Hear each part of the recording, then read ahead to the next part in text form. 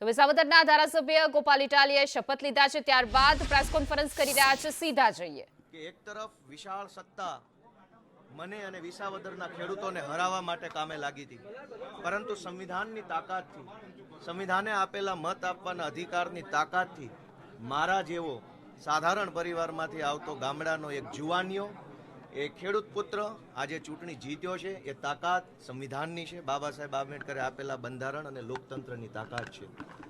હું વિસાવદર, ભેસાણ અને જૂનાગઢ ગ્રામ્ય મત વિસ્તારના ધારાસભ્ય તરીકે આજે શપથ લીધા છે, ત્યારે ગુજરાતના પનોતા પુત્ર, ધરતીપુત્ર, ખેડૂત પુત્ર, ખેડૂતોના મસીહા સ્વર્ગસ્થ કેશુબાપા પટેલને આજે હું યાદ કરું છું.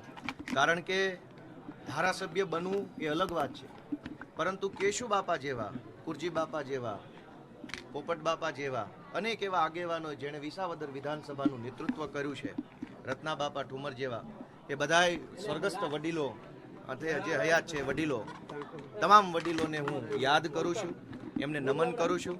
અને એમણે ચિતરેલા ચીલા ઉપર, એમની કેડી ઉપર હું સારી રીતે ચાલી શકું, ગુજરાતના ખેડૂતો, ગુજરાતના ગામડાઓની સેવા કરી શકું, એ માટે હું આજે સંકલ્પબદ્ધ થયો છું.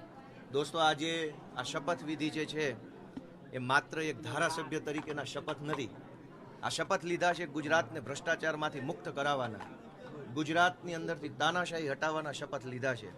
ગુજરાતની આમ જનતા જેનું શોષણ થઈ રહ્યું છે, ક્યારેક પુલ તૂટે, ક્યારેક પેપર ફૂટે, ક્યારેક ડ્રગ્સ વેચનારા, દારૂ વેચનારા પોલીસ ઉપર કાર ચડાવી દે, ક્યારેક કોઈ નિર્દોષ દીકરીએ અસામાજિક તત્વોના ત્રાસથી આત્મહત્યા કરવી પડે, ક્યારેક વ્યાજ માફિયા કે ગુંડાઓના ત્રાસથી લોકોએ જીવન ટૂંકાવવું પડે.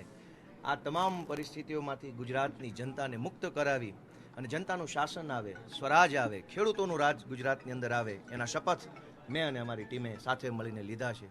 સાથીઓ, આ તબક્કે હું વિસાવદર ભેસાણની મહાન જનતાનો ખૂબ ખૂબ અને વારંવાર આભાર વ્યક્ત કરું છું કે એમણે એક મારી જેવા સાધારણ પરિવારના જુવાનિયાને કેવડી મોટી જવાબદારી સોંપી છે.